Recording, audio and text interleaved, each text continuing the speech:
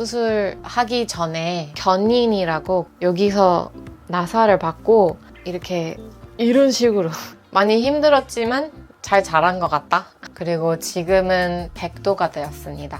안녕하세요. 저는 체리고요. 오늘 영상은 측만증에 대해서 잘 모르는 분 아니면 측만증 최근에 진단받는 분들 위해서 좀 정보를 전달하고자 하고요. 그리고 저희 구독자님들 위해서 제 개인적인 측만증 이야기를 좀 들려드리고 싶어서 찍게 되었습니다. 일단은 측만증이 뭔지부터 좀 설명 간단하게 해드리고자 하면은 측만증 두 가지가 있어요. 하나는 특발성 측만증, 하나는 기능적 척추 측만증입니다. 기능적 측만증은 뭐냐면 보통은 자세가 안 좋을 때나 한쪽에 무거운 가방을 계속 들었을 때 생긴 측만증이고요. 특발성 측만증은 원인 없이 생기는 측만증이에요. 이거는 보통 10살에서 13살에 많이 생기고요. 정말 이유 없이가 생기는 측만증입니다. 기능적 측만증은 보통 치료가 가능하고요. 특발성은 치료가 하기가 좀 어렵대요. 보통 물리치료나 뭐 이쪽 가방을 메었으면 반대쪽으로 가방 매라고 많이 하더라고요. 특발성은 조금 이유가 없이 생기다 보니 조금 고치기가 어렵다고 하더라고요. 저는 특발성 측만증 가지고 있습니다. 저는 10살 때 진단받았었는데 보통 특발성 걸렸을 때는 병원 가서 보통 30도, 40도 이상이면 수술을 권장합니다. 근데 보통 수술을 어릴 때부터 많이 안 하고요. 보조기를 주고 뼈가 다 성장했을 때 그때까지 보조기를 차고 나서 수술을 들어가는데요. 보조기가 여러 가지가 있어요. 저는 보스턴 브레이스, 밀와키도 있는데 저는 여러 가지도 해봤어요. 병원에서는 보조기나 수술을 권장하지만 다양한 사람들 수술을 하고 싶진 않잖아요. 그래서 다양한 치료법도 있는데 여태까지 엄청 좋은 치료법은 없다고 하더라고요. 이따가 제가 치료법에 대해서 좀 얘기하려고 하는데 다른 치료보다 보조기가 가장 측만증을 막는 것에 가장 효과적이라고 합니다. 한 가지가 중요한 거, 많은 사람들 오해한 점 있다면 측만증은 어른 되면 더 이상 각도가 심해지지 않는다라고 하지만 중력 때문에 척추가 이렇게 휘었다면 중력 때문에 계속 나빠질 수밖에 없다고 합니다. 그래서 어른 돼서 많이 심해진 분들 있고 저 같은 경우에도 많이 심해지기도 했습니다. 제 개인적인 경험을 말하고자 하면은 저는 10살 때 측만증을 발견했고 그 전에 허리가 아프다고 많이 했어요, 엄마한테. 그래서 병원에 가서 측만증 30도를 발견했고 10살에 30도가 굉장히 안 좋은 케이스인 것 같아요. 왜냐면 엄청 어린데 30도면은 계속 나빠질 수밖에 없거든요. 10도였으면은 그래도 보조기는 하는데 30도는 정말 보조기를 잘해야 돼요. 또 진짜 내가 말만 하면 앵긴다. 그래서 그때 10살이었는데 보조기 받고 몇 달 후에 한국으로 온 걸로 기억이 납니다. 그때 당시 초등학교였는데 부모님이 한국어를 배우라고 일반 한국 초등학교로 보냈는데 그때 엄청 민망했어요. 그래서 저는 보조기는 잘 착용하지도 않았고 착용한 척 하다가 학교 가면 벗었어요. 그리고 맨날 엄마한테 뻥치고 다니고 그러다 보니 많이 심해지지 않았을까 생각이 듭니다. 그래서 한 가지 조언을 하자면 보조기 열심히 하라. 왜냐면은 저처럼 심각해집니다. 아이고. 네, 이제는 치료에 대해서 좀 말씀드리자면 수술 말고는 모든 치료를 해봤어요. 왜냐면 엄마가 어릴 때부터 수술을 반대했었거든요. 수술을 절대 하면 안 된다고 생각해서 저는 뭐부터 했냐면 진짜 많이 했어요. 숙든, 수영, 필라테스, 펠든크라이스트, 클리어라는 방법도 있었는데 한국에 있다가 그걸 받으러 미국으로 갔어요. 근데 일주일에 1,000만 원, 2,000만 원 드는 그런 치료법이었는데 그거랑 침도 받았고 한의원도 많이 가봤고 와 진짜 많이 했어요. 뭐야, 측만증 각도를 막고자 해서 저런 다양한 치료법을 했는데 측만증 악화되진 않았지만 각도를 개선되지는 않았어요. 엄청 다양한 치료를 하고 나서 저는 이제 치료하지 않겠다 엄마한테 얘기했거든요. 왜냐면 엄청 많은 사람들 만나고 이것 때문에 생긴 거다. 저렇게 해야 된다. 이런 식으로 당당하게 되게 자신감 있게 얘기하더라고요, 사람들이. 측만증 잘 알지도 못하는 것 같은데 당연히 그 사람 입장에서는 그럴 수도 있는데 다양한 사람을 만나다 보니 믿기지 못한 거예요. 그 신뢰 가지가 않았어요. 그래서 저는 한 고등학교 때 거의 치료를 중단하고 Stop it! 너무 약간 트라우마를 받았었던 것 같아서 아무도 제 등을 만지기 못했어요. 그러다 보니 제가 장래 희망에 대해서 고민을 하게 되었는데 어떤 분이 체리야 너 아프니까 측만증에 대해서 또 많이 알게 되니까 측만증 치료사 하는 게 어떠냐. 그때 당시에 슈로스라는 치료 방법을 알려줬었는데 한국에서 유일하게 하는 데가 추천해 주신 거예요. 그래서 거기 갔다가 치료는 너무 잘하신 거예요. 운동법인데 얼마나 열심히 하느냐에 따라 다르지만 각도 막 10도 줄이기도 하는 사람도 있었기 때문에 거기 슈로스를 다니면서 치료사가 되는 게 꿈이 생긴 거예요. 그래서 그때부터 뭐 다양한 뭐 세미나도 다니고 미국도 가고 막 독일에서 인턴도 하고 네, 그걸 통해서 그래서 정보를 많이 알게 되었어요. 쇼스가 뭐냐면 되게 설명하기 어려운데 내 측만증 패턴에 따라 반대 동작을 많이 운동을 시키고 호흡법도 알려주고 그리고 최근에 뭐 지난 7년 8년인가 전에 겐징겐 보조기라는 보조기도 생겼어요.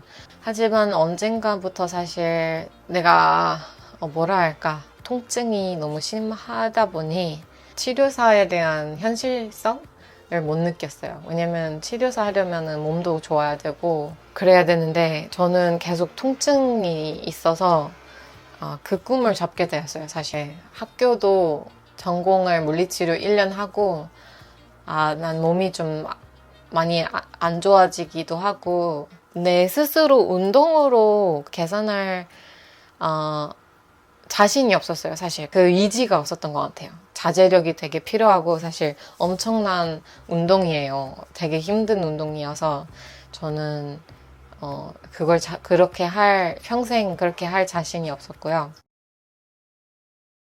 지금부터 이제 측만증 사진을 보여드리려고 하는데 제가 10살 때 받은 엑스레이는 이거고요. 그래서 30도였어요. 그리고 지금은 100도가 되었습니다. 그래서 작년에 찍은 사진이고요. 이거 많이 심하죠? 그래서 이게 치료 제대로 안 하고 하면 이렇게 될 수도 있다를 밝히고 싶었어요. 측만증은 저에게 미친 영향은 굉장히 많아요. 가장 큰 거는 통증이죠. 저는 측만증 때문에 엄청 많은 통증을 느꼈는데 통증이라는 게 설명하기가 어려워요. 자기 경험으로 느낀 통증, 제가 느낀 통증이 정도가 다르잖아요.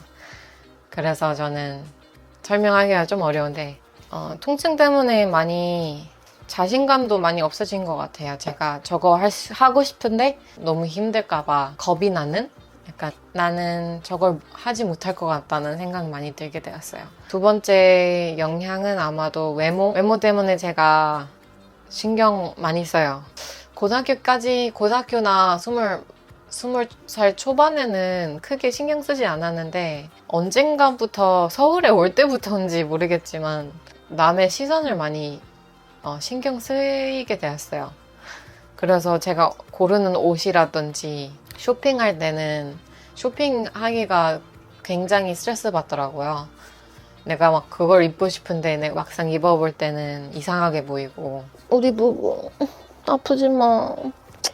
하지만 좀 더 긍정적으로 생각해보자면 저는 측만증 때문에 많이 배우기도 한 것 같아요. 제가 볼 때는 많이 힘들었지만 잘 자란 것 같다. 이렇게 생각합니다. 엄마가 잘 키워줬어요. 제가 볼 때.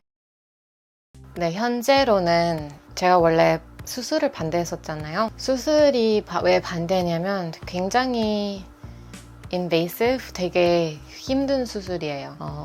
엄마 아빠 어릴 때부터 반대하기도 했고 다양한 치료사들 만나다 보니 그 사람들도 많이 반대했기 때문에 저도 자연스럽게 반대하지 않았을까 생각이 들어요. 그 사람들로부터 영향을 많이 받았고, 척추 측만증 수술은 어떻게 하냐면 뼈 하나하나에 나사를 박아요. 나사를 박고 그 돌아갔던, 약간 이렇게 돌아갔던 척추 측만증 뼈가 이렇게 세우고 이렇게 이런 식으로 어떻게 말하면 약간 큰 장비로 이런 식으로 세우고 나서 거기서 이제 철봉을 박는 거예요.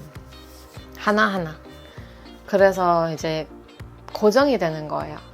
고정이 될 만큼 가동 범위가 없어지는 거죠. 그래서 보통 수술 흉곽 이제 등 위쪽만 하면 그나마 이제 숙이는 건 괜찮은데 전체 등을 하면은 숙이는 것도 어려운 거죠. 이렇게 당연히 이렇게 못하고 비둘기는 당연히 못하고 뭐라 하지, 고친다라고 할 수는 없는 것 같아요. 왜냐면은 그냥 척추 각도를 좋아지지 않게끔, 안 좋아지게끔 그냥 막는 방법이라고 생각하는 거죠. 후유증이나 사이드 이펙트 굉장히 많기 때문에 저는 여태까지 반대했었는데, 나중에 제가 이렇게 계속 안 좋아지는 거 보니 제가 80살 되면 이렇게 살아야 되지 않을까라는 생각이 들어서 수술을 고려하게 되었어요. 어떤 사람들이 저한테 그냥 평생 운동하라고 하시는데 저는 그것도 현실성이 없다고 생각해요. 저는 나중에 뭐 가족 생기고 싶거나 돈을 벌어야 되는데 어떻게 하루에 3-4시간 운동을 해요. 그건 좀 현실성이 없다고 생각하기 때문에 최선 방법이라고 생각하지만 좋은 방법은 아니라고 생각해요. 이게 굉장히 안 좋은 점이 많아요. 수술에 대해서는. 저도 굉장히 잘 알고 있고 저를 걱정해 주시는 분들이 많은데 저도 알고 있어요. 수술 되게 안 좋은 거 알고 있어요. 수술을 조금씩 고려하기 시작했을 때 한국의 가장 유명한 척추 측만증 수술 선생님들, 뭐라고 해? surgeon 교수님들을 만났었는데 그 중에 아산병원이 제일 좋았어요. 저는 수술 하기 전에 견인이라고 여기서 나사를 받고 3주 동안 척추를 늘리는 과정이에요. 그렇게 늘리고 바로 수술에 들어가면 척추가 조금 더 잘 빈대요. 그걸 안 하는 교수님도 있고 하는 교수님도 있는데 거기서 이제 한다고 하니까 그건 가장 안전하다고 생각하기 때문에 거기로 결정했고요. 수술 예약은 했는데 아직도 고민 중이었어요. 왜냐면은 수술 예약할 때 한 1년 걸렸었거든요. 예약이 많아서 1년 뒤에 예약했었는데 그때까지 좀 더 고민해봐야겠다. 그래서 그때 고민했을 때 엄청 울었어요. 제가 뭐 해야 될지 머리 너무 복잡해서 울고 불고 그랬는데, 왜냐면 이제 장단점을 봐야 돼요. 이게 내가 수술하면 잘못되면 그러면 그냥 평생 정상 생활을 못하고 평생 누워야 된다고 생각했을 때 수술하면 안 될 것 같고, 그 반면에 수술을 안 하면 계속 이렇게 살아야 되나? 그래서 이런 문제 때문에 계속 고민했었던 거고요. 결론적으로 제가 수술을 하기로 했는데, 수술 이제 하겠다 결심했을 때 뼈 검사를 했어요. 검사를 했더니 골다공증이 나왔어요. 골다공증이 있으면 수술을 못해요. 왜냐면 뼈가 약하다 보니 나사를 박아야 되는데 금이 갈 수도 있으니까 수술을 못하게 됐고, 1년 동안 그래서 주사 맞으면서 뼈 수치를 정상화 시키는 노력을 하고 있는데 제가 볼 때 1년 이상 걸릴 것 같아요. 계속 수술 미루게 되면 막 인생 어떻게 살아야 되지, 이게 계획을 못 하는 것 같아서 일단은 뼈 수치에 완화되는 걸 노력하고 있고 그러고 있습니다. 측만증은 제 삶에 생각보다 정말 많은 영향을 끼치고 있어요. 그런다고 해도 제가 막 못 살거나 그러진 않은데 많이 힘들기도 하고 많이 배우기도 해서 배울 점이 많았던 것 같아요. 저는 제안을 해보자면 어릴 때 보조기 열심히 착용해야 되고 겐징겐 보조기는 추천하고요. 운동 그냥 미치게 해야 된다. 그 정도. 이렇게 올려도 사람들 계속 아마 댓글에 수술 받지 말라고 하실 텐데 어쩔 수 없죠. 그래도 조언을 많이 해주세요. 제가 하나하나 읽고 있기 때문에 꿀팁 같은 것도 있으면 다 좋으니까 저는 다 좋아요. 더 사실 이거보다 측만증에 대해서 정말 많은 에피소드 있었는데 그거는 뭐 나중에 조금 더 디테일한 걸 원하시면 제 측만증 이야기를 파트 2가 듣고 싶으면 댓글에 달아주시고 제 측만증 이야기가 조금 도움됐으면 좋겠습니다. 다음에 그럼 뵐게요.